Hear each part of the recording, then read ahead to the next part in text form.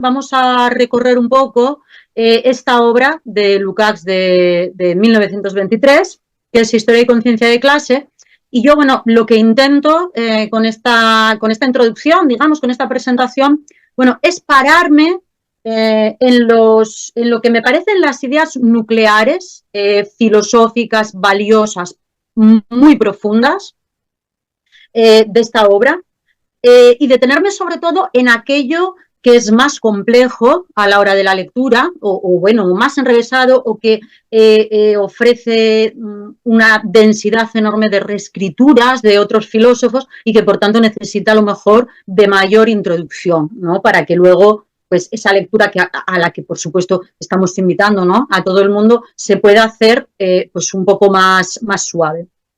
Entonces, con ello, pues bueno, voy a intentar llegar tanto a personas que sé que son muchas, que vienen del ámbito de la filosofía. Esto es una obra muy filosófica, pero también atender a aquellas personas que a lo mejor esos lugares comunes que la gente que estamos trabajando en la filosofía, ¿no?, como de forma permanente, pues tenemos, como puedan ser pues algunas ideas muy popularizadas de Descartes, de Kant, etcétera. Sobre todo vamos a estar hablando de filosofía moderna.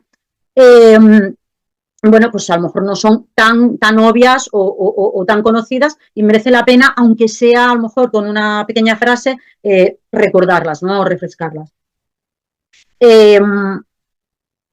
Además, quería también, porque al principio lo que me habíais propuesto era hablar, bueno, como detenerme en el prólogo que el propio Lukács hace a esta obra posteriormente, con alguna corrección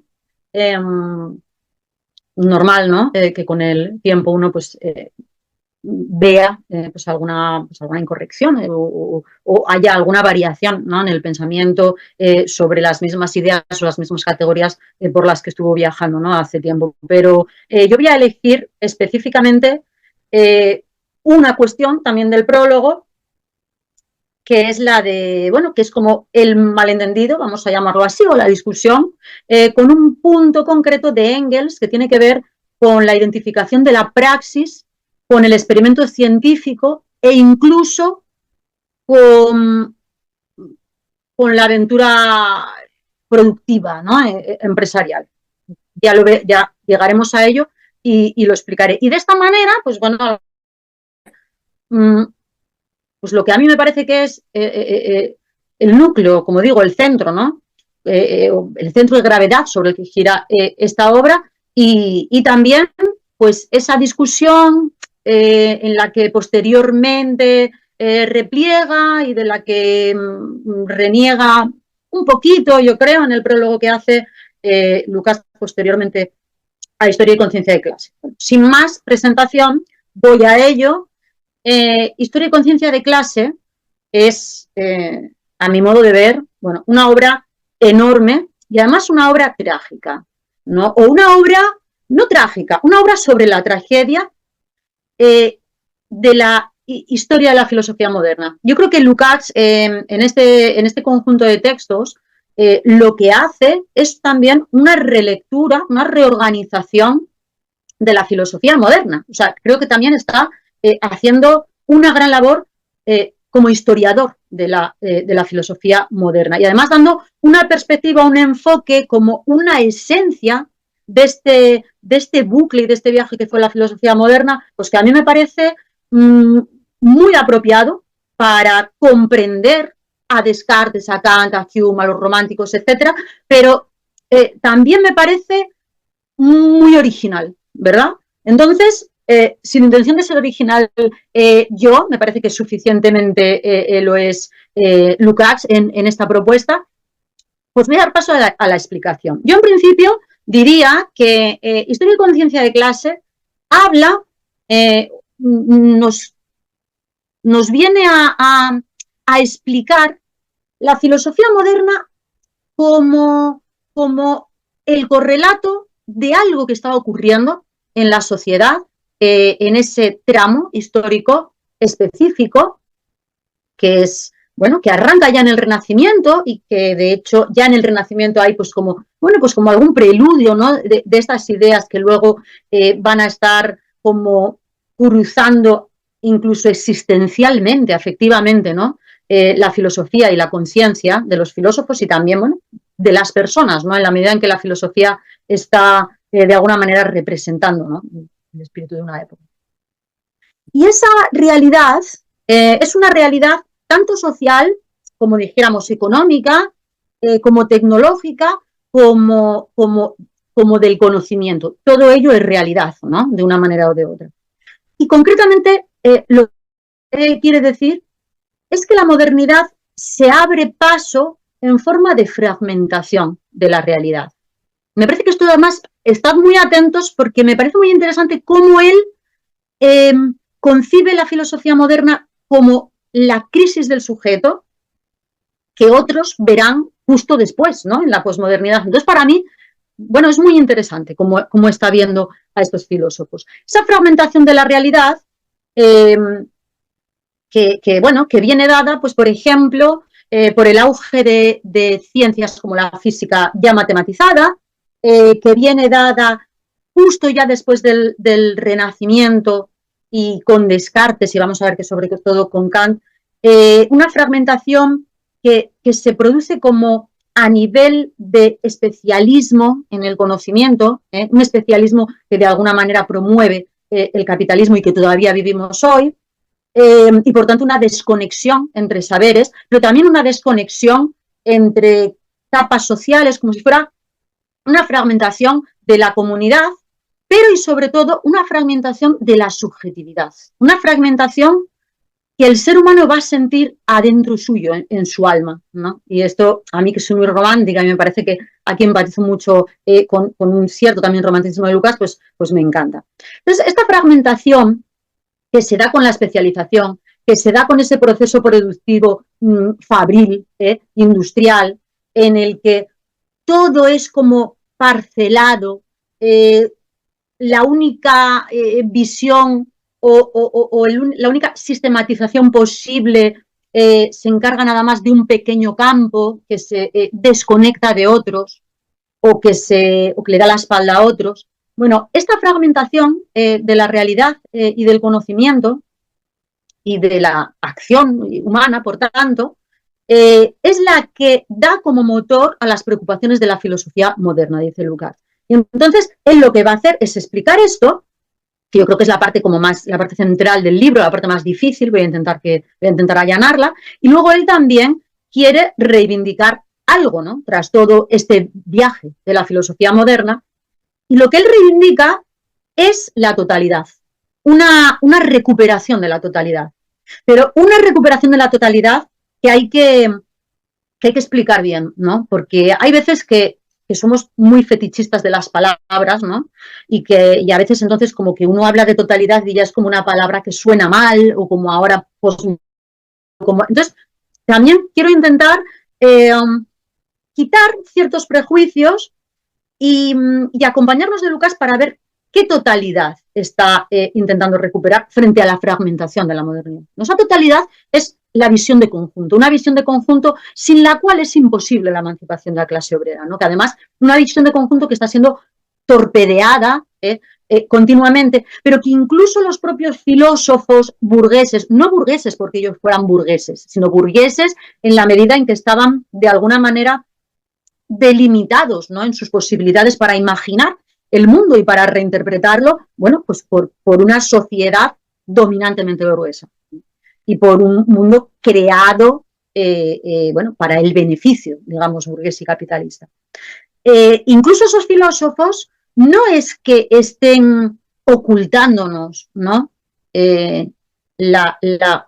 Una visión más global del mundo, sino que con tragedia y con cierta amargura no pueden tampoco acceder a esa visión de globalidad. Y entonces esta sensación de fragmentación entre objeto y sujeto, pero con ella y consiguientemente esa fragmentación también del sujeto por adentro, que se siente como roto, como extrañado, como desconocido de sí mismo, justamente por el enfrentamiento con el objeto y por no saber, ¿no? de qué lado estamos, si estamos siendo cosas o pensamiento, ¿no? Porque cuando parece que nada más que podemos estar de un lado o de otro, pues bueno, a la mayor parte de las personas, pues más nos vale entendernos como objetos porque realmente es más ese lugar el que ocupamos en la sociedad o el que nos obligan a ocupar.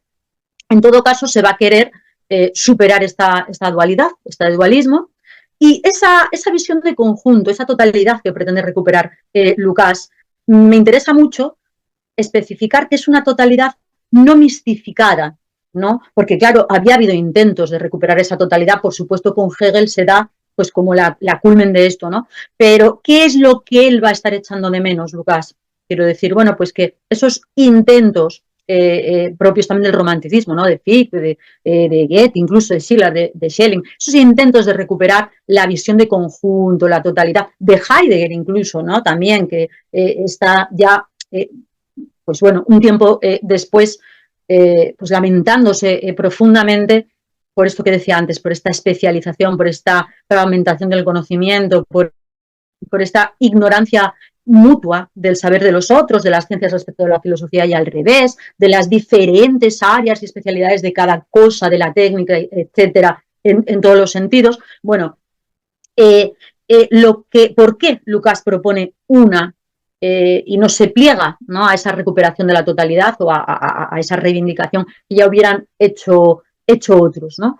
Pues porque lo que él ve es que son recuperaciones de la totalidad, de una totalidad como tan mística, vamos a decir de alguna manera, que al final se va a presentar como una bola inaccesible al ser humano, con lo cual el drama de la inconmensurabilidad, del abismo que separa totalmente el sujeto del objeto, vuelve otra vez, o bien siendo pues una totalidad a lo mejor accesible a través de la razón humana, pues se presenta como ajena a su deseo, a su voluntad, a su capacidad de transformación. Quiero decir, como que se deja ver pero no se deja cambiar, ¿no? Se deja ver pero no se deja tocar.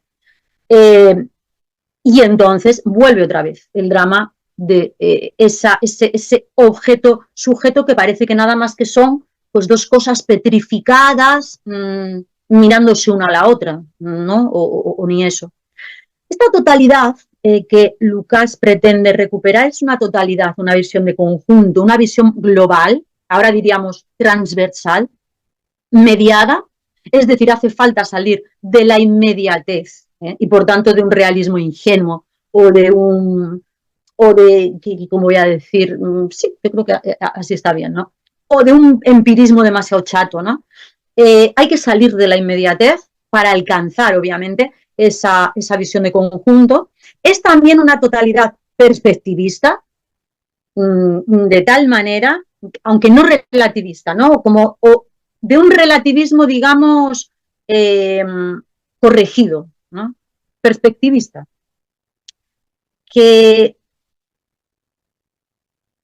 es, yo creo que de momento nos valdría con esto.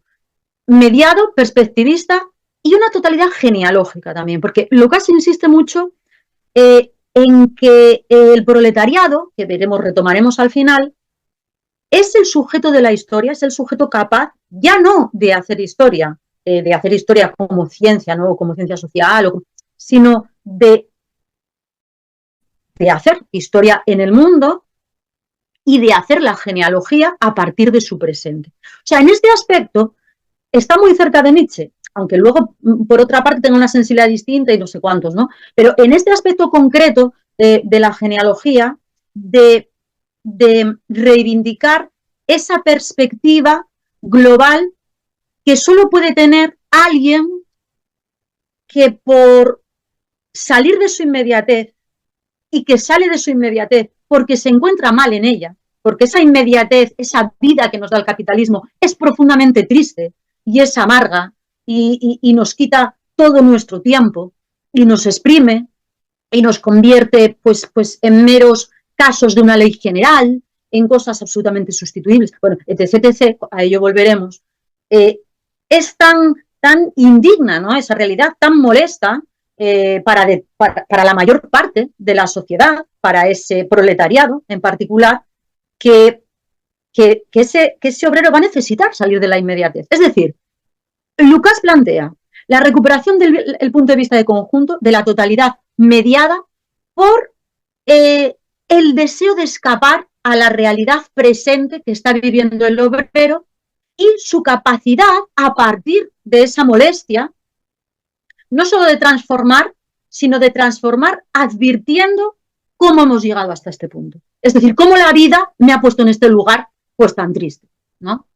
Y entonces, capturando pues de las angustias del presente, desde las angustias del presente, los intereses que nos han traído hasta aquí. Creo que, bueno, no sé si se entendió, espero que sí. Bien, esta historia de la filosofía moderna, retomo esto, de Lukács, o esta reinterpretación que hace, la presenta él como una historia del problema de la cosificación y como la expectativa fallida de recuperación de la conciencia, porque estos filósofos modernos no es que nos cosifiquen porque están todo el rato hablando del sujeto y el objeto y porque no sé cuántos, no se trata de una culpa, al revés. Lo que va a percibir Lukács, sobre todo en Kant, vamos a verlo inmediatamente, es que él trata de salir como de este impasse, ¿no? De este abismo desde el cual parece que el sujeto es una cosa con unas ideas determinadas que no tuviera demasiado que ver un supuesto mundo externo que conocemos de aquella manera, ahora lo explicaremos, sino que, bueno, Kant trata de salir, trata de solucionar esto. Tanto Descartes como Kant, como Hegel. Entonces, lo que se está diciendo es que la historia de la filosofía moderna es un poco el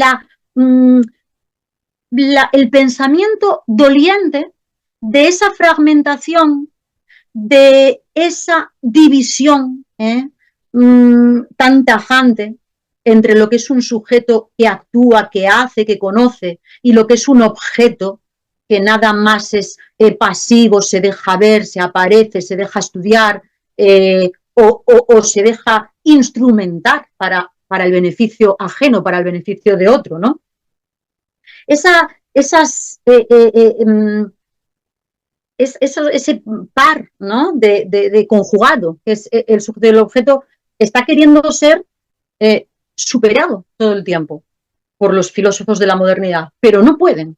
Y no pueden por lo que vamos a ir explicando, ¿no? Pues bueno, al hilo de lo que cuenta Lukács. Para empezar, dice que no pueden porque su modo de pensamiento, por más que sea audaz y por más que esté molesto con ciertos aspectos de esta forma de mirar, ¿no? De esta forma que reparte el mundo entre lo que son cosas y lo que son personas respetables, por tanto. Además sabemos que, bueno, del lado de las cosas, pues habitualmente, y en la época de la modernidad específicamente, pues caían también pues las personas que no eran blancas, o caían pues los indios, o quizá incluso todavía las mujeres, los animales, por supuesto, siguen ahí, en cierto modo. Es decir, el problema de la cosa es que todos estamos en peligro de ser una cosa, ¿no? De ser reducidos a cosa. Es como el peligro de la pena de muerte, es que todos podemos tener la mala suerte de caer ahí. No sé si me estoy explicando, ya me diréis en vuestras intervenciones.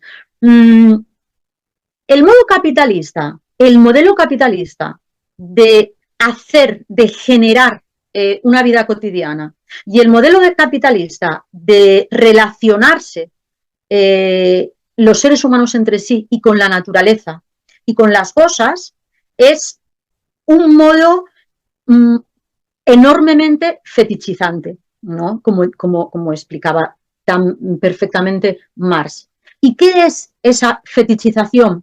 Bueno, pues esto, ver en las cosas, sean estas inertes o sean orgánicas, o sea, yo como paciente en un momento dado, que estoy en la posición de objeto en vez de sujeto, bueno, lo que fuera, o como objeto de estudio, lo que fuera, o como rata de laboratorio, las cosas en general, incluso una mesa, verlas así, miopemente, solo como cosas, y no como relaciones o como efectos o productos visibles, visibles, ¿cómo voy a decir?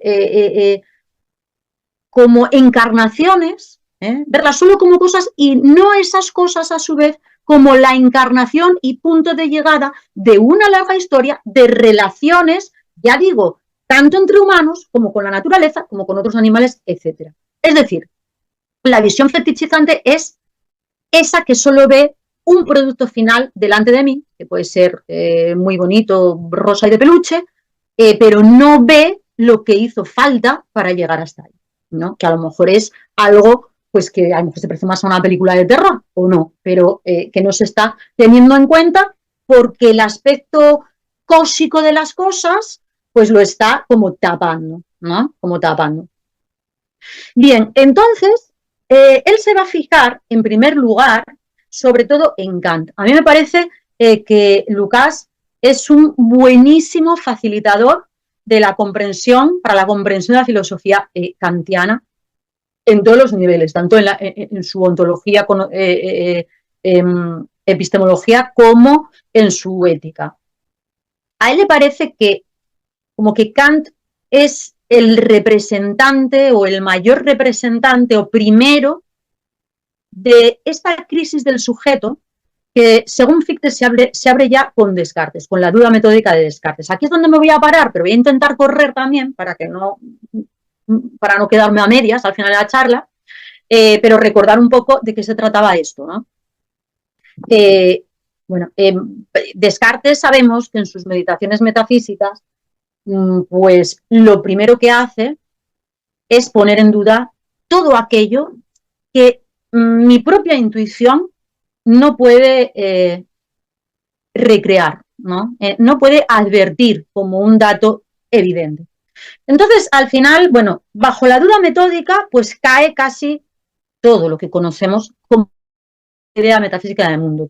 Casi todos sabemos que esta duda metódica de Descartes, pues bueno, es muy utilizada, sobre todo en el año 99, 1999, hubo numerosísimas películas, una de ellas la conocemos todo el mundo, es Matrix, pero hay muchas otras que pasaron un poco a la sombra de Matrix, como Nivel 13, etcétera, o bueno, o Existence, que claro, utilizan la realidad virtual, sean videojuegos, sean plataformas, etcétera, etcétera, como para, de alguna manera, reactualizar esa hipótesis cartesiana, que a Descartes no le hace falta ninguna realidad virtual, porque todo el mundo, aunque no tuviéramos internet, no tuviéramos videojuegos, tenemos una cosa que es el sueño, ¿no? Una cosa de interés barroco principalmente. Los barrocos lo estudiaron mucho y luego como que se perdió, ¿no? El interés por el sueño, que además la vida puede ser eso, ¿no? Como diría Calderón. Pero que era de gran interés para el barroco. El sueño ya es como un videojuego, es un lugar, voy a decirlo así, un topos donde paso un montón de horas al día y por tanto a lo largo de la vida, en el que no es que mis órganos sensoriales estén pausados, al contrario, siento, oigo, paladeo incluso, me como un pastel, camino por ahí, tengo frío, tengo calor, incluso todas las emociones aparecen por lo general como muy magnificadas. No siento todavía las cosas más y más trágicas y más tenues y más divertidas también, no hay más de todo, incluso que en lo que llamamos realidad o vida diurna. Y sin embargo, aunque esté sintiendo o pensando, que para Descartes es lo mismo, me despierto y resulta que todo eso no estaba ahí. Es un poco, entonces, lo mismo que Matrix, lo mismo que la conexión pues, a una realidad virtual, ¿no? O a la de abre los ojos de Amenau. Bueno, esta duda metódica fue muy conocida, muy explotada en la ciencia ficción, y es cierto que ahí comienza, ¿no? Como la crisis del sujeto. La crisis del sujeto que al mismo tiempo como que abre su primer capítulo con la recuperación de una primera certeza, que dice Descartes es el yo. Bueno, a lo mejor no existe absolutamente nada, a lo mejor vosotros no estáis ahí, sois una ilusión, pero bueno, yo, no en cuanto que científico, sujeto sabio, sino en cuanto que pensamiento muy errático y quizá absurdo podría ser, existo, estoy aquí dándole vueltas, ¿no?, a la cabeza si existe la realidad o no, o si existe algo más que yo, o algo afuera de mí. Si eso que creo ver es como en los sueños, y entonces, ¿qué estatuto tienen los sueños? ¿Y dónde está todo eso de los sueños? Leibniz decía que en los sueños conectábamos con los muertos, con los fantasmas, etcétera. Bueno, ahí lo dejo. ¿Es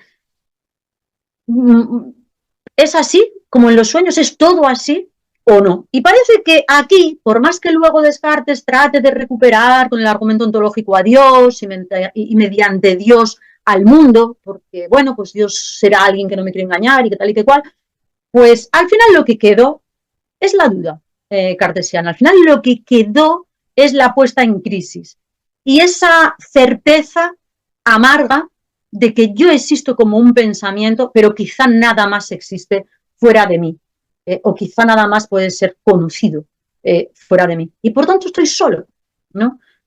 Y esa conciencia es como que me saca de lo que es la continuidad de la naturaleza. Entonces, en cuanto que pienso, existo, pero al mismo tiempo, en cuanto que pienso, ya no estoy en continuidad con la naturaleza, sino que dudo, cuestiono y me replanteo el estatuto de existencia de mi alrededor. Y por tanto, mi capacidad para conocer, ¿no? Algo más que no sea mi rollo mental. ¿Por qué no se detiene Fichte demasiado en Descartes? Bueno, porque yo creo que a él le atrae la forma kantiana de elevar esta crisis del sujeto, esta duda metódica abierta por Descartes, de elevarla a tragedia, ¿no? A tragedia desde, al menos, desde el momento en que las condiciones, dice Lucas, del pensamiento burgués no me permiten salir de ahí. En palabras de Kant, no permiten resolver las antinomias, ¿verdad? La libertad, y voy a pediros que, aunque esas antinomias se refieran a la propia idea de yo, al mundo como globalidad y a Dios principalmente, me interesa sobre todo que nos quedemos más bien en la idea de libertad y en la idea de causalidad. ¿Por qué? Es como por cuestiones metodológicas, ¿eh? Porque si no, en cuanto que hablamos de Dios como idea como una de las ideas principales de la ontología, ya como que en la conciencia de las personas se crea como un debate religioso que no nos interesa. Bueno, a mí eso no me afecta porque no creo en Dios. Lo interesante no es esto, en Kant. Lo interesante no es este cierto agnosticismo, ¿no? Desde el punto de vista como de la ciencia o del conocimiento demostrativo. Lo importante no es Dios, lo importante es que tanta fe requiere la libertad, creer en la libertad, ¿no? Creer que yo, aunque sea un ser físico con masa, con densidad, sometido como todas las cosas a las determinaciones, a la concatenación causal de las causas y los efectos, tal y como dice la física que se había creado justo en ese momento, no estaba en auge, si soy un cuerpo con todo eso, ¿cómo es que creo en la libertad? En una libertad que no sea ignorancia, simplemente pues de algunas variables, ¿no? Que determinan mi conducta, mis emociones, lo que fuera. Para creer en la libertad hace falta la misma fe, por más que esa fe pudiera ser racional, que para creer en Dios. Entonces me parece que es mejor quedarnos con esa idea de libertad y también de causalidad. Kant está retomando a Hume y entonces, bueno, no solo es que haya una duda que se albergue desde la razón, una duda acerca de la libertad, una libertad que es científica, ¿no? Por completo. O sea, que la ciencia justamente funciona en la medida en que no considera que pueda haber lugar para las opciones. Y en esa medida genera verdades universales, ¿no? Que podemos aplicar y con las que podemos prever. Es decir,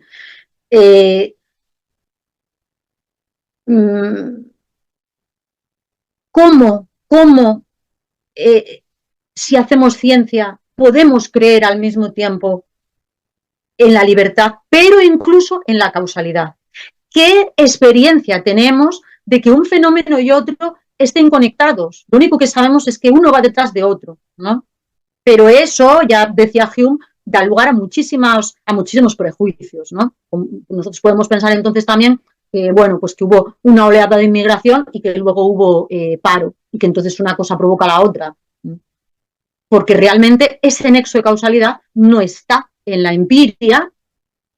Y en Kant, pues sí, a Hume no hay mucho más. Lo que pasa es que un poco con otro talante, ¿no? Como que Kant parece que lo echa más de menos es que en Hume, de todas formas, también frente a esta desnudez con la que nos deja la empiria, en el sentido de que no podemos casi tener ninguna expectativa sobre cómo va a ser el día de mañana, el propio Hume hablaba también de una fe, ¿no? De una fe que nos permite caminar en la vida, que es más importante que la razón en este aspecto, ¿no? Porque si no, una razón desnuda pues paralizaría la acción. Es decir, si estuviéramos cada vez que fuéramos a cruzar la carretera, pues viendo que realmente no está compelido a parar porque el semáforo está en verde, sino que a lo mejor me va a atropellar, pues es que entonces no haríamos nada.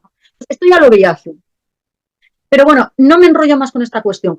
¿Cuál es la cuestión? ¿Cuál es la tragedia del pensamiento moderno y kantiano?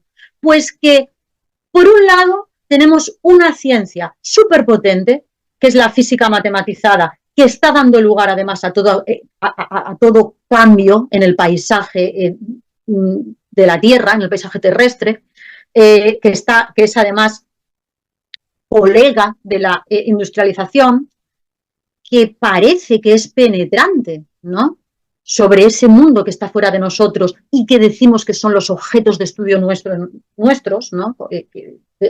Respecto a los cuales somos sujetos, pero que al mismo tiempo este pensamiento científico, matematizado, de leyes universales, elimina o destierra del campo de la razón o del campo de la ciencia, del campo de la demostración y del campo, por tanto, de una cierta seguridad en términos científicos, racionales, etcétera, de todo aquello, destierra todo aquello que fundamenta el sentido de la vida humana.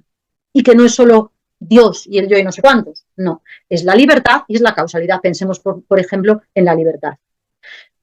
Si no la hubiera, pues ya, o sea, si todo nuestro actuar fuera una mera determinación, nuestra vida no tendría sentido. Pensemos en lo que hacemos desde que nos levantamos hasta que nos acostamos. El caso es que por eso Kant recupera o trata de acoger todas estas entidades de la metafísica que no son demostrables, que son noúmenos, que son la cosa en sí, no sé qué, para una ética que va a ser una ética formal, que va a ser una ética con esas máximas para la acción humana formal, que no tiene contenidos, que solo nos dice que actuemos de tal modo que esa forma en la que nos estamos comportando quisiéramos que se convirtiera en ley universal, aunque solo fuera por nuestro deseo. Ese es el criterio de bondad, ¿no? Otro criterio de bondad es tomar a las demás personas como fines y no solo como medios, es decir, como sujetos y no solo como cosas.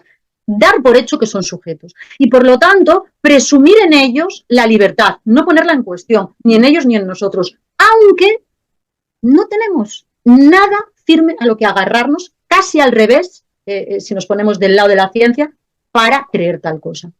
Sin embargo, ¿qué ocurre? Que sin esa ilusión, digamos, todo el sentido de la vida, pero no solo el sentido de la vida, sino las posibilidades de generar un sentido para la vida, construir un sentido, se vienen abajo.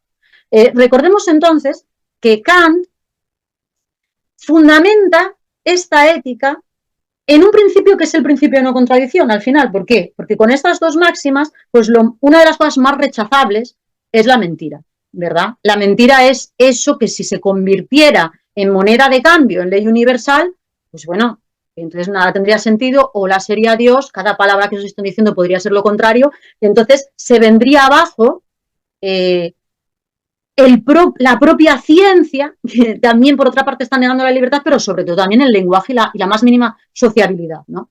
Entonces, la mentira viene a ser un poco como la contradicción. La mentira a la ética es como la contradicción a la ciencia. En realidad son lo mismo. Principio de no contradicción o subversión, no mentir, o como decía Hume, cumplir las promesas como principio básico de una política mínima y de una sociabilidad mínima. Y claro, y en correspondencia con ese cumplimiento de las promesas, de la otra parte, la fe en que lo hagamos. Sin eso, ninguna, perdón, que tenía claro, ninguna ciencia, ningún discurso científico puede asegurar, se viene abajo, incluso el goce en el propio estudio científico. Es decir, si eso que es el principio de no contradicción que no puede ser una cosa y lo contrario, al mismo tiempo, en el mismo sentido. Lo quitamos de nuestro actuar moral, de nuestra vida moral, es que entonces se viene abajo también la ciencia, o la ciencia también está basada en la confianza que tenemos en que no nos estamos mintiendo unos a otros, ¿no? Y en que arroja una verdad. Bueno, Kant asienta entonces la moralidad en la prueba sin prueba del noúmeno, de lo que era la cosa en sí. Eso que siempre se nos escapa, ¿no? Eso que siempre se nos escapa por más ciencia que hagamos. Esa cosa vista desde el punto de vista de la misma cosa, ¿no? Que en la medida en que no tuviera conciencia, y que parece que no la tiene, porque si no, no lo llamaríamos cosa, pues entonces no puede aparecer a la luz, a ningún tipo de luz, ¿no? Esta es también la tragedia. Bueno, Kant asienta la moralidad entonces en la libertad. Si no hay libertad, no tiene sentido hacer juicios morales, ni imponer responsabilidades, ni absolutamente nada, ¿no? Todo lo que no hagamos por libertad, sino bajo presión, pues no tiene sentido ahí el juicio moral en lo que es por necesidad y no por libertad. Pero, sin embargo, esa libertad, al mismo tiempo, es una necesidad existencial para que todo esto de la moral tenga sentido. Incluso para que tenga sentido tratar de conocer el mundo, para... de alguna manera desactivar ese estado de necesidad y cubrir nuestras necesidades y entonces poder tener algo de libertad o algo, no sé, de tiempo libre, ¿no? Entonces, al final, Kant es como si fuera el primer existencialista, en realidad. Es como que está hablando de cosas en las que no acaba de creer del todo, o en las que le parece que no se puede creer, salvo fe mediante, pero en las que hay que creer para que el mundo, para que esta sociedad, este mundo, esta humanidad en la que vivimos, no se venga abajo y no caiga en un nihilismo, ¿no? Total. Este principio de contradicción se plantea entonces unas veces como la forma misma de la conciencia, como algo que nada más que es un principio formal, una forma nuestra de pensar, como que no concebimos otra cosa, un principio intuitivo, a partir del cual demostramos todo lo demás, y otras como la desesperación de la conciencia ante la idea del sinsentido, que generaría la validez de la contradicción. Sobre este principio funda Kant la lógica de la naturaleza, científicamente captada, pero también la moralidad con la que el humano se independiza de esa necesidad natural para encontrar una método de libertad, en la libertad. O sea, funda la ciencia, nuestra observación de la naturaleza, pero al mismo tiempo, y paradójicamente, funda la moral, la libertad, eso que la ciencia no nos deja pensar, incluso nos hace ver que no existe. Estamos como ante un impasse tremendo, ¿no? Una tragedia. Es como que o nos creemos esto, aunque sea así, bueno, medio muy dudoso, o caemos en la depresión, ¿no? En la pérdida, en la desmoralización, en el sentido más afectivo, emocional de la palabra.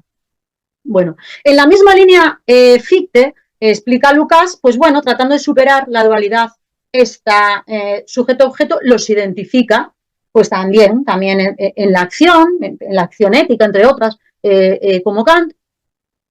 Pero lo que pasa es que cuando él dice que mismo es el sujeto y el objeto, porque en realidad el objeto son los pensamientos y el sujeto es el ser que piensa. Entonces, bueno, en cuanto que rescatamos de esa duda metódica, como ya hace Descartes, la certeza del yo, pues bueno, los objetos es como que se le dan consustancialmente, no necesariamente como objetos que están afuera siendo así, pero sí como distintos pensamientos que podemos albergar. Lo que pasa es que entonces lo que pasa es que, toda esa tragedia se traspasa de la inconmensurabilidad, de esa separación entre nuestra conciencia y aquello que está fuera y que queremos conocer y de lo que nos queremos acompañar para que además todo siga teniendo sentido, pues todo ese resquebrajamiento pasa al interior, y esto es muy importante, pasa al interior de la conciencia.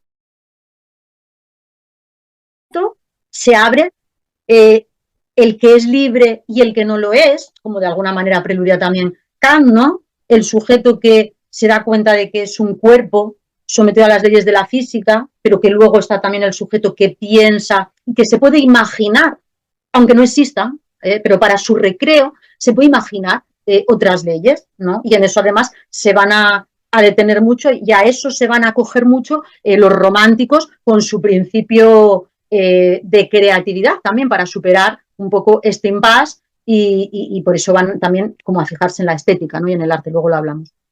Bueno, justo aquí está ese problema con Engels. Engels identifica la praxis, perdón, ¿qué te iba a decir? Dice Lucas adentro del libro, dice, identifica la praxis con la experimentación técnica y con la industria. Y entonces lo que dice Engels es que, bueno, es facilísimo superar eso del noúmeno y del objeto que no se deja penetrar del todo por nuestro conocimiento, descubrir del todo que siempre está velado por algún lado, que cuando descubrimos por un lado se queda un punto ciego en otro, etc. Dice Engels como que no, porque la praxis elimina el noúmeno en la medida, la praxis está como en su fase superior, ¿no? Como que la experimentación científica y técnica y la industria nos están haciendo copartícipes del propio objeto, es decir, nosotros generamos esos objetos y no solo es que los generamos en el sentido de que proyectamos sobre ellos unas categorías científicas para poderlos, al menos en algún aspecto, sino que es que podemos generarlos. Y entonces cuando podamos hacer, digamos, como sintéticamente todas las cosas que la naturaleza hace de una forma espontánea, es decir, cuando podamos pues, generar, por ejemplo, un compuesto químico, que ya lo se hace en química, ¿no? Decían que es cuando los químicos puedan pues sintetizar, pues yo qué sé, la melatonina, como ahora la tenemos, pues ya esa melatonina ya no es un noúmeno, porque ya la podemos fabricar nosotros. Entonces, ¿qué pasa? Que Lucas lo que dice es que Engels como que le sorprende, ¿no? Como que Engels parece como que entonces no entendió nada de Kant y como que está reduciendo a Kant a una especie de caricatura. Y esto es de lo que luego se va a desdecir en el prólogo, aunque yo acompaño totalmente al Lucas de 1923. Lo que dice Lucas aquí es que, bueno, que por un lado, ese noúmeno de la cosa en sí, eso que se nos vela siempre, esa parte que se nos vela siempre de las cosas de la realidad, no implica, según Kant, un límite para la ampliación concreta de nuestros conocimientos. Kant nunca pensó que la ciencia fuera a llegar a un punto final. O sea, Kant justamente en esto es un ilustrado y un progresista y cree que la ciencia tiene todo el camino por delante. No está hablando de que, o sea, pero ¿cómo vamos a pensar esto de Kant, no? Que conocía perfectamente la física de Newton, que no sé, obviamente no estaba diciendo esta tontería, ¿no? Porque además estaba en condiciones de haber traspasado un punto de vista de este tipo, ¿no? Con mucho.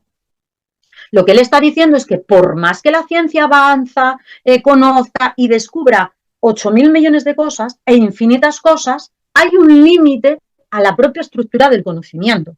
Es decir, da igual que nosotros podamos recrear la melatonina. Eso no quiere decir que la conozcamos desde todos los puntos de vista. Nosotros a lo mejor podemos sintetizar los propios receptores opiáceos nuestros, ¿no? Pero bueno, que un químico pueda hacer eso no quiere decir que conozca el opio desde todos los puntos de vista. A lo mejor ni siquiera lo probó nunca. Y entonces le falta esa experiencia y si lo probó le faltan otras. O sea, quiere decir que conocer las cosas desde todos los puntos de vista a la vez, como si estuviéramos adentro de la propia cosa y afuera de la propia cosa y viendo, eso no lo podemos hacer, ni siquiera con nosotros mismos, ¿no? ¿Cuántas veces nos miramos en un vídeo, en un selfie, para ver si nos reconocemos, para ver si nosotros nos vemos así, para intentar ver cómo nos ven desde fuera, incluso cómo se nos ve un diente o la boca? Es decir, que no podemos conocer cuál es la sensación de abrazarnos desde fuera, o sea, ni siquiera teniendo una conciencia, una inteligencia, un cerebro, no sé qué podemos hacer esto, ¿no? Entonces, es como que, no, el noúmeno es otra cosa, ¿no? Diría Lucas, no Engels. El noúmeno es una cosa que no se solventa o desaparece por experimentar o por producir en cadena, ni mucho menos, a lo mejor hasta al contrario. En esto Lucas está como muy en la línea de Heidegger, ¿no? Dice, lo que pasa es que encima Engels es como que como que está tratando la experimentación científica como si fuera una empiria real, ¿no? Una relación real con las cosas, cuando dice Lucas, el experimento científico, o sea, es tan artificial, ¿no? Que en él lo que hacemos es eliminar todo aquello que para nosotros es irracional, todas las variables que se nos escapan, todo lo que es molesto para estudiar un reducidísimo número de cosas, ¿no? Porque la realidad en sí no se aplica a sí misma esa reducción, ¿no? Entonces, bueno, un experimento científico tiene más que ver con nuestra propia proyección de las cosas que con la realidad del mundo, ¿no? o con una profundidad un poco más allá de lo que la naturaleza es. Es como un artificio, ¿no?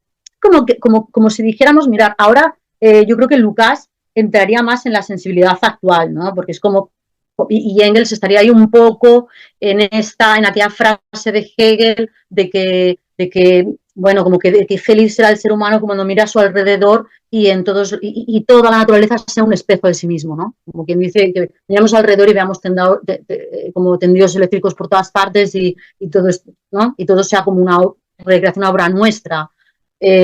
Bueno, pues Lucas va a decir que es que eso no va a ocurrir y que entonces el talento de Kant está en ver que la experimentación científica y esa cuantificación que él admira, que Kant, el mismo Kant admira, no puede dar cuenta ni de la realidad, ni de la moral, ni de la sociedad, ni de una ontología profunda, sino nada más de una forma esquemática con la que nosotros nos proyectamos sobre las cosas, además siempre para convertirlas en fines, ¿no? Siempre desde el lado que nos interesa. Hay una ambivalencia, además, con la naturaleza, que recorre toda la historia de la filosofía moderna, porque aparece, esto ya lo vemos también en Kant, como campo y sentido de todas nuestras investigaciones, pero al mismo tiempo como el infierno de la necesidad, ¿no? Como que la naturaleza es eso tan intrigante y tan interesante y tan emocionante que nunca nos cansamos de estudiar, pero al mismo tiempo la naturaleza es eso que se opone a nuestra voluntad, a nuestro poder, ¿no? Eso que no se deja domesticar por nosotros y que responde siempre salvaje, ¿no? Y que entonces pues que nos frustra y que además esa naturaleza la tenemos adentro nuestro también, ¿no? En nuestra necesidad de comer, en nuestra necesidad de respirar, en todo eso que no podemos elegir si queremos seguir viviendo. Bueno, a esa naturaleza neuménica y maldita resulta que pertenece también el sujeto mismo de la ciencia, ¿no? Y aquí encontramos otra de las paradojas. ¿Por qué? ¿Por qué? Por más que Kant intente que el sujeto que piensa pueda pensar también un mundo alternativo o por más que se pueda inventar otras reglas del juego, aunque solo estén en un juego de su cabeza, aunque si nos redujéramos a eso, bueno, pues resulta que ese sujeto también está dentro de esa naturaleza, como veía Fichte, ¿no? Que es ese infierno de la necesidad, que no nos deja hacer lo que queremos, que no nos deja pensar en lo que queremos. Esto lo va a ver muy bien más. Como que no somos libres en la conciencia. Si pudiéramos elegir aquello en lo que pensamos, no tendríamos depresiones y no tendríamos ningún tipo de problema, porque simplemente tendríamos que cambiar un pensamiento por otro y listo, ¿no? Como a veces parece que quiere pues la psicología cognitivo-conductual, ¿no? Que es, bueno, pues deja de pensar así, piensa así y ya está. Y entonces, y ya está. Y entonces ya lo vas a ver de otra manera. Bueno, hombre, claro, es que no podemos, no hay tal, ni siquiera la conciencia y tal libertad, sino que a menudo lo que encontramos es que las ideas se nos imponen a veces en forma de tormento, incluso, y de obsesión. Entonces, no es cierto que encontremos ahí, sino que adentro nuestro, como decía Fichte, se abre también todo ese infierno de lo que se nos impone a pensar y que no queremos, y que queremos todo el rato dejar de pensarlo, como en Olvídate de mí, ¿no? En esa película que originalmente se llama El eterno resplandor de una mente sin recuerdo, en la que hay como una especie de tecnología que es la que actúa como hipótesis, ¿no? De esta ciencia ficción así romántica a la vez, que es que existe una tecnología para borrar a nuestras hijas y así pues evitar el sufrimiento, el duelo. Y entonces, bueno, todo lo que pasaría entonces, ¿no? ¿Qué pasa cuando nos volvemos a encontrar con esa persona pero no la reconocemos? Se vuelve a repetir todo otra vez, volvemos a desearlo, ¿no? Las condiciones lo cambian todo, bueno, etcétera. Quiere decirse, no estamos en condiciones de pensar en aquello que queremos tampoco, y incluso la conciencia aparece, como decíamos, este infierno de la naturaleza, de la necesidad, del sometimiento, de nuestro sometimiento a la naturaleza, pero es que también en cuanto al sujeto de conocimiento, en cuanto al sujeto de ciencia, hay algo de ese sujeto que queda irreconocido para el propio sujeto. Es decir, el sujeto mismo de la ciencia también cae en el noumeno. Mi propio pensamiento yo no lo puedo advertir del todo, es nouménico para mí, hasta mi propio pensamiento, como luego vería tan ilustremente Freud, ¿no? ¿Por qué? Pues para empezar, porque esas categorías puras de las que habla Kant, que supuestamente son intersubjetivas, alguna gente no le importa llamarlas innatas, otros las llaman, bueno, ese formateo, esa forma que nuestra máquina cerebral tiene de interpretar las cosas, pues a partir de su sistema nervioso y no sé cuántos, no sé cuántos, es desconocido para nosotros. Es decir, ¿por qué aparece en el ser humano la tendencia a proyectar parámetros de tiempo y de espacio, relaciones de causalidad donde lo único que vemos es una contigüidad? Todas esas categorías, incluso el principio de no contradicción, no es demostrable, no tiene ninguna demostración. Es algo que aceptamos o no, como decía Descartes, de una sola intuición, ¿no? No te puedo enseñar a tener intuiciones. Esto o te lo crees o no, y si no te lo crees, todo el mundo se viene abajo porque o la quiere decir a Dios y entonces ya nada tiene sentido. En fin, como decía antes, Sila, por ejemplo, lo destaca también Lucas, como pues uno de esos románticos que da otro concepto de la naturaleza, que la renaturaliza, que dice que la autenticidad del ser humano pues que está en la naturaleza, en lugar de en la mecanización y en la fragmentación, y que por tanto tiene que reconciliarse con ella, y que la libertad y la necesidad coinciden en el acto de creación que podemos además probar en el arte, y bueno, no sé cuántos, pero que al final, dice Lucas, del mismo modo está ya partiendo de algo que luego se va a consolidar mucho en Hegel, que para concebir un sujeto del arte, ese sujeto tiene que haber perdido primero o sentir cómo la naturaleza se fragmenta adentro suyo y afuera también. Y de las cenizas de la naturaleza crear. Esto es como muy, no sé si conocéis a Winnicott, un psicoanalista que decía que el ser humano tiene que crear, tiene que jugar y tiene que crear artísticamente la realidad, porque el ser humano destruye mucho. Bueno, la vida en general destruye, ¿no? Pero el ser humano en concreto destruye mucho, incluso su deseo es caníbal. Lo que amamos nos lo queremos comer y por eso decimos, ay, qué rico, ¿no? Lo que nos gusta. Lo que amamos nos lo queremos comer. Destruimos tanto y fagocitamos tanto que solo con el arte como que nos redimimos y damos al mundo algo, ¿no? Al menos de lo que le quitamos. Llega Hegel, dice Lucas, y fluidifica, voy a intentar ir un poco más rápido, aunque se entienda igual un poco peor. Llega Hegel y fluidifica la relación del sujeto y el objeto con la introducción de la historia. Aquí ya es la culmen de la historia de la filosofía. Introduce la historia como categoría propia de un sujeto, a la vez productor y producto, y entonces ese sujeto va a convertirse, o puede más bien, puede convertirse en la conciencia del mundo que ha creado. Aquello que nos parecía imposible, ¿cómo vamos a conocer las cosas desde la perspectiva de la cosa? ¿No? ¿Cómo vamos a conocer una mesa desde la perspectiva de la mesa? ¿Pero eso qué es? ¿No? ¿Cómo va a tener la mesa una perspectiva si no está viva?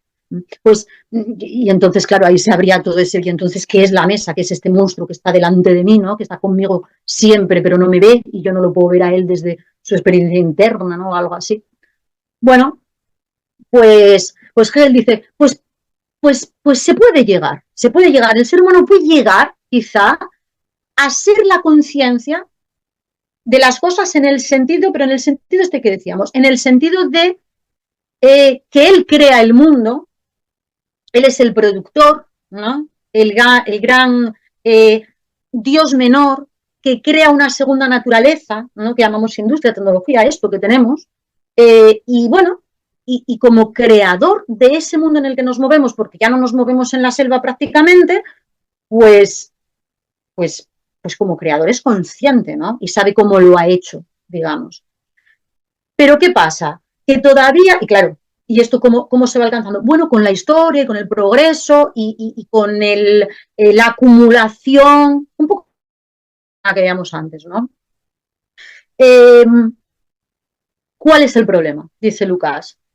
Que todavía se plantea la historia, esa historia que nos permite fluidificar objeto y sujeto, que nos permite convertirnos en productores de aquello que antes solo nos podía caer del cielo, como en el paraíso, en el que esperábamos que nos cayera el fruto de los árboles para poder comer, ¿no? Pero en los tiempos en que ya podamos sintetizar la melatonina y una manzana y podamos crear todas las cosas, pues bueno, pues ahí podremos tener conciencia al menos de cómo se generan. Pero claro, en ese avance histórico. Pero es que dice Lucas, ya, pero es que esa historia de la que está hablando Hegel es una historia que se está viendo todavía desde el punto de vista que algunos llamaron historicista, en el mal sentido. Es decir, es una historia que se plantea bajo la forma de un sistema de leyes, ¿no? De leyes, de cierto determinismo, un sistema de leyes que den razón del conjunto de las posibilidades previsibles. Porque la ciencia siempre es esto. Si queremos convertir algo en ciencia y convertir algo en ciencia, queremos que signifique lo que le pasó a la física en el siglo XVII, pues entonces no nos queda más remedio, si queremos hacer esto con la historia, que plantear la historia como un campo que podemos estudiar desde la previsibilidad, ¿no? Y que de alguna manera podemos predecir. Y que mucha gente le atribuye a Marx este pensamiento que, sin embargo, es tan hegeliano y quizá un poco más seguido por Engels que por Marx. Y entonces lo que dice Lukács es que cuando percibimos algo como un sistema de leyes que da razón del conjunto de todas las posibilidades previsibles, nada nuevo puede ocurrir, como diría Deleuze, ¿eh? Porque lo nuevo no se deja captar por el cálculo, y si no, ya no es nuevo, ¿no? Ya no nos sorprende, si ya lo habíamos predicho, es que no es nuevo, no es tan nuevo, es nada más, bueno, pues una pequeña efectuación, ¿no? De algo, pero no salimos de un paradigma, de una misma limitación. Dice Lucas que Hegel busca en nosotros, en los espíritus de los pueblos. Esto también es muy conocido suyo, ¿no? Pero al final, ese espíritu del pueblo no puede ser sino una determinación del espíritu del mundo. Como que las diferentes culturas, el espíritu de cada pueblo, ¿qué es? Pues es una comunidad concreta respondiendo de la manera que puede, con todos sus conocimientos, con toda su tecnología, saber acumulado por la tradición, etc., etc., etc., hace frente, pues, a las inclemencias, hace frente a sus necesidades y hace frente a lo que puede, ¿no? De la naturaleza. Entonces, bueno, como que el espíritu del pueblo es como una comunidad bajo tales condiciones climáticas, históricas, etc., responde y se relaciona, ¿no? Con la naturaleza y con los demás. Pero lo que dice Hegel es que como que él deja como cierto relativismo ahí, ¿eh? Los espíritus de los pueblos son muchos y todos ellos captan de alguna manera, tienen una historia y captan de alguna manera o entroncan de alguna manera o realizan lo que sería la razón universal, la realizan de una manera, a su modo, ¿no? My way. Pero claro, entonces vuelve a pasar otra vez. Lo mismo, todas las antinomias, dice Lukács. Ese espíritu del pueblo que es como un lugar en el que es el espíritu del mundo, en el que la razón universal encuentra una manera de presentarse. Y entonces al final el verdadero sujeto de la historia utiliza esa determinación de ese pueblo en concreto, pues contestando a sus exigencias actuales, pues para mostrarse, como para ir tejiéndose, ¿no? Pero el espíritu del pueblo no deja de ser más que un modo del espíritu absoluto. Y el espíritu absoluto ya no es la historia humana. O sea, ya es como que lo máximo que puede hacer ese nosotros que es la comunidad humana, el colectivo humano, es reducir su libertad a esa fórmula tan conocida, ¿no? A la conciencia de la necesidad. Y esto es poca cosa. Es poca cosa, por más que lo hayamos repetido 1000 veces, ¿no? A veces en los catecismos del marxismo, pues a veces repetimos 1000 veces, bueno, pues que la libertad es la conciencia de la necesidad. Bueno, ya, pero claro, lo que dice Lucas es que entonces la única libertad es casi la que plantea el capitalismo, es la de predecir por dónde va a calentar el sol y poner ahí la mano, ¿no? Para que nos caliente un poquitín. Y esa es la única libertad, ¿no? Ir a recoger, saber, ser un poco la astucia, ¿no? Ser un poco astutos, saber por dónde va a salir el petróleo, por dónde va a salir el sol y ponernos allí a recogerlo y apropiarnos de ello. Y ya está, y esa es la única libertad. De hecho, Hegel habla de una astucia de la razón. Y claro, y esa astucia de la razón no nos suena demasiado a la mano invisible de Adam Smith. Hombre, yo creo que sí, ¿no? O sea, yo pienso que él hace referencia a ello. Convierte a lo participante, ignorante de las reglas del juego impuesto. Participamos ahí, ¿no? Como en un juego, pero en un juego en el que no sabemos las reglas, en un juego en el que nada más somos como espectadores. Sí, podemos a lo mejor tener nuestros cálculos, pero no podemos cambiar el juego, ni cambiar las reglas. Y este es el pensamiento, esta idea tan hegeliana que muchas veces defendemos como marxistas, es la que da pie, no digo que Hegel lo haya hecho a mala fe, ni muchísimo menos, pero es como la que da pie al sometimiento, ¿no? Al capitalismo, a eso que también mencionaba Hegel, el fin de la historia. Es que entonces hay un fin de la historia, que para él era la restauración prusiana, ¿no? Y que o su propio sistema filosófico respecto a la historia de la filosofía, y que para cada otro, y que para Henry Ford, pues era su sistema de producción, y bueno, es decir, ese fin de la historia que clausura las posibilidades dentro del capitalismo como economía natural. Y aquí llegamos a lo más importante, a esa autorreferencialidad del capitalismo que se fortalece además con esa idea de fin de la historia. La historia no está en condiciones de constituir, dice Lucas entonces, el cuerpo vivo de la totalidad del sistema desde la perspectiva de Hegel, y entonces su relación con la razón misma aparece entregada a todas las antinomias del método predialéctico, porque entonces ¿qué más nos da hablar de una historia si esa historia nos es ajena? Es decir, si esa historia se nos impone totalmente por encima de nuestra voluntad, ¿no? Y no podemos hacer nada prácticamente. Estamos reduciéndolo un poco, pero bueno. Entonces, bueno, aquí llega y volvemos otra vez hacia atrás. ¿Dónde está el principio de toda esta historia endemoniada, no?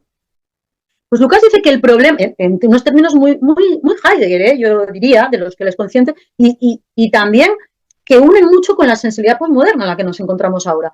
El problema moderno es el problema de la matematización y de sus potencias de cálculo y previsión.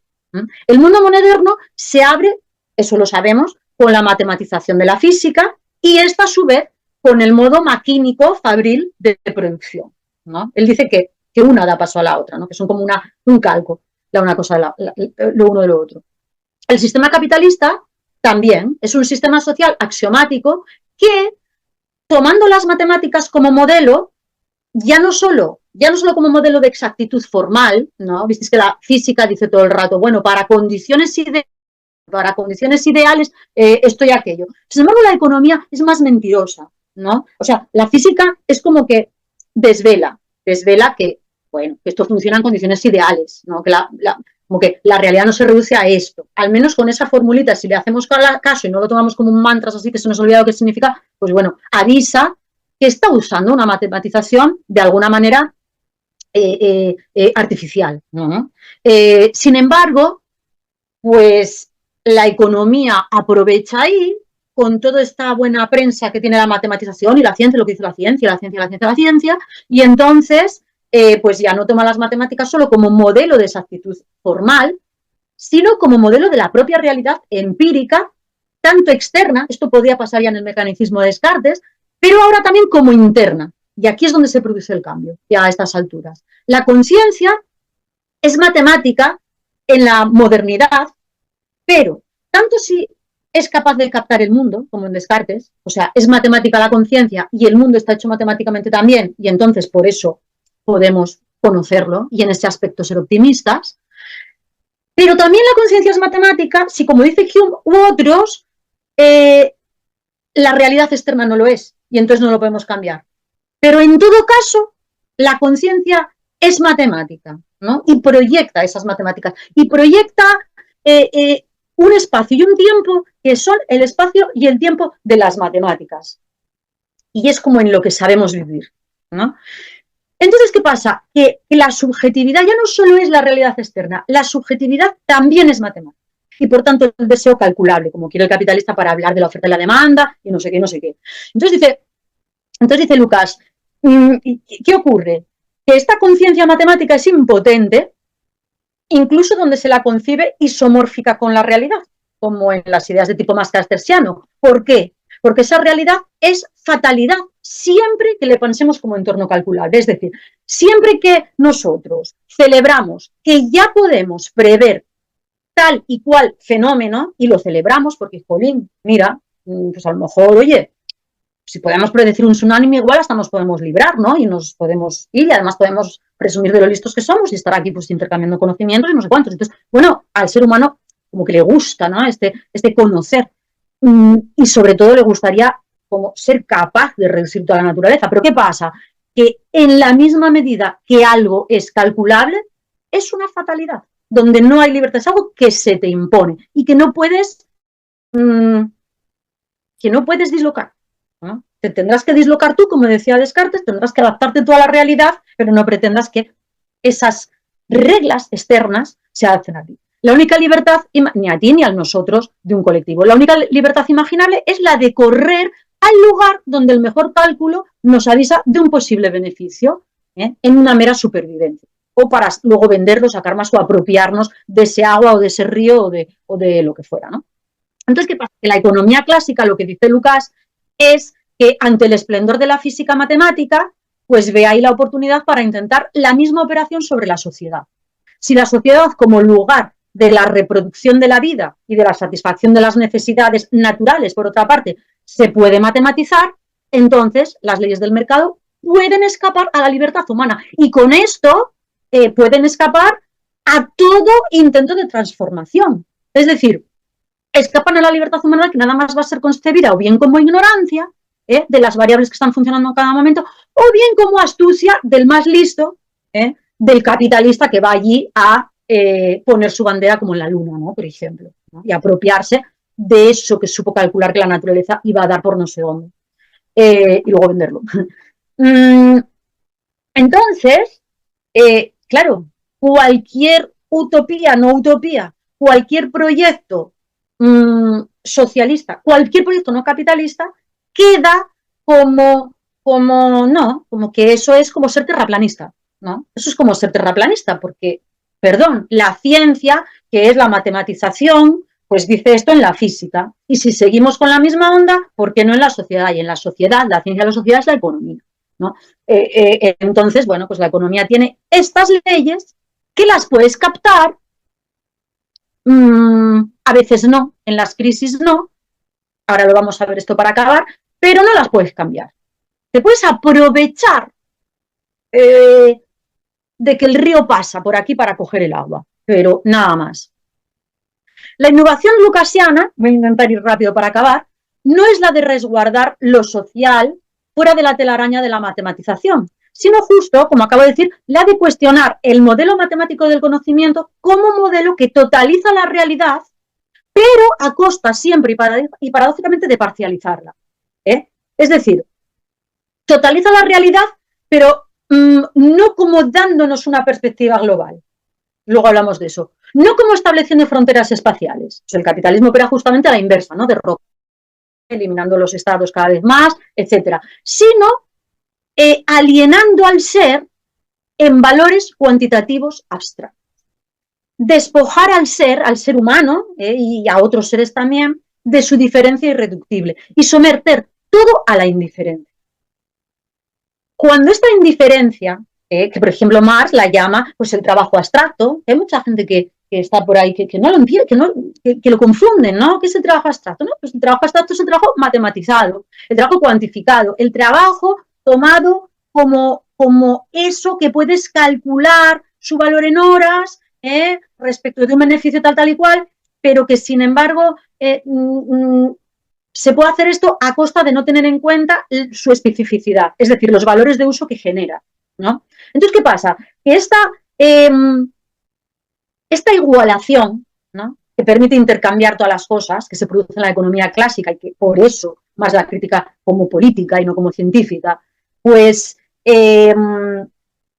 pues lo que hace es alienar al ser, no solo al humano, a todo el ser, toda la ontología de todo el mundo, en valores cuantitativos abstractos, despojarlos de su diferencia, someterlos a la indiferencia, darle la espalda a lo que tienen de particular, darle la espalda a que si no hubiera unas tremendas diferencias entre unos trabajos y otros, entre unas cosas y otras, no podríamos valernos los unos de los otros. Es decir, si todos fuéramos informáticos, la informática no valdría para nada y tendríamos muchas otras necesidades. Si todos tuviéramos nada más el punto de vista de la ciudad costera de Gijón, pues entonces nos perderíamos. Es decir, el intercambio, las leyes del intercambio funcionan gracias a no ver, a invisibilizar las diferencias por las cuales ese intercambio tiene sentido, porque si no, no intercambiaríamos. Si todos tuviéramos lo mismo y fuera un número, eso que tenemos de cosas, no necesitaríamos intercambiar nada. Intercambiamos lo que tenemos por lo que no tenemos, ¿no? Es el intercambio que en realidad se da por esta razón, se concibe como una igualación, ¿no? Como que la diferencia no importará. Cuando esta indiferenciación se adentra en la conciencia misma del ser humano, dice Lucas, lo cosifica. Pero esta cosificación, a que es reducido también el obrero, porque claro, el obrero es mercancía también. O sea, que aquí lo que ocurre ya es que todo está igualado. El trabajo ya no es trabajo concreto, es trabajo abstracto, pero y por tanto el productor, el operario, es también un operario sustituible y que da igual que se muera, que en el esclavismo no nos daba igual que se muera, porque era el trabajo que teníamos y que se lo compraba entero, ¿no? El obrero da igual que se muera, porque tiene hijos gratis.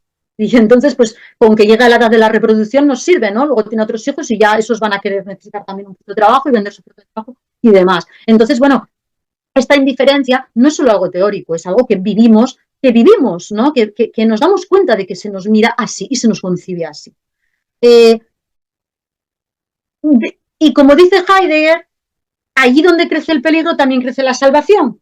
Y entonces dice Lucas, pero esta cosificación a que es reducido el obrero, esta cosificación que afecta a su existencia cotidiana, tanto en la sensación de absoluta sustitutividad de la que estaba hablando ahora, como en la de la indistinguibilidad entre un momento y otro de esas larguísimas jornadas de producción insufribles en las que el tiempo ya no tiene esa alegría, ¿no? Esa relatividad en las que el tiempo ya no es eso que pasa tan rápido cuando me divierto y tan lento cuando espero a mi amado, que es mucho más plástico. No, el tiempo queda reducido a espacio matemático, ¿no? Acalcado por el espacio matemático y ya es un número también. Es decir, todo queda extrañado incluso de la experiencia concreta. Y esa forma de sentir lo que tenemos en nuestra vida cotidiana, en nuestro carácter incluso afectivo e intelectual, dice Lucas, habiendo sido nuestras relaciones, incluso nuestras relaciones sentimentales, a casos típicos de una ley general, ¿no? Como que, y a eso colabora también la psicología, la psiquiatría, etcétera. Estos casos que somos, ¿no? De una ley que se puede decir de todo el mundo. Esta cosificación de la existencia total del obrero, dice Lucas, que no había tenido lugar nunca antes, muchos están pensando, bueno, ¿y qué pasa con el esclavismo y el feudalismo? Pues dicen, no, esto no quiere decir que fuera mejor o que fuera más amable o más agradable. No, quiere decir que el trabajo del esclavo no era visto desde esa igualación en la que lo mismo da que estés pelando patatas o que estés, no sé, yo qué sé, levantando un edificio o que esa idea de que todo es sustituible y de que cualquiera vale para, que podemos poner a cualquier pieza intercambiable por otra, no se daba porque no se había dado esta matematización de la economía, ¿no? Ni tampoco esta visualización del plusvalor, ¿no? y de esta autorreferencialidad. Entonces, claro, el mundo no estaba cosificado, por más que el esclavo pudiera ser reducido a cosa, pero el mundo que tenía alrededor de él y las relaciones que él podía tener de afecto, no sé cuántos, no estaban cosificadas por un sistema supuestamente científico y no sé qué, o supuestamente natural, en el que además tienes que aceptar que es así. Esta cosificación de la existencia total del obrero, que no había tenido nunca antes, es la que resuelve y desplaza finalmente el problema del noúmeno, de la cosa en sí, de la mesa que no podemos conocer desde el punto de vista de la mesa, y del abismo inconmensurable entre el sujeto y el objeto. ¿Por qué? Porque el proletariado mismo se ha convertido en un objeto, se ha convertido en un objeto. Muy mal, pero esa objetividad, esa coseidad ya no le es extraña. Él ya no se siente tan lejano a la mesa, ni a la herramienta, ni al instrumento. Hay una cierta empatía con las cosas, con la coseidad. El proletario es la conciencia del objeto porque él mismo es un objeto, ha sido reducido a mercancía. Es el sujeto entonces capaz de historizar y de hacer la genealogía de su propia coseidad. ¿A partir de qué? Del problema presente. De ese presente que, como decía al principio, es molesto, es frustrante, es castrante y es algo a subvertir. Incluso el proletario más alienado quiere trabajar menos, bueno, o cobrar más, cuanto menos, no le va a la contra en esas leyes, ¿no?, económicas. Pero el proletariado es una cuestión de vida o muerte, entenderse a sí mismo como cosa y a partir de ese querer salir de esa inmediatez, de esa cosa que es, indagar cómo ha llegado a ser una cosa, cómo es que ha llegado a estar en esa horrible posición. De ahí que es el único capaz de salir de la inmediatez porque le interesa. Al burgués no le interesa y por tanto seguirá cosificado en cierto sentido.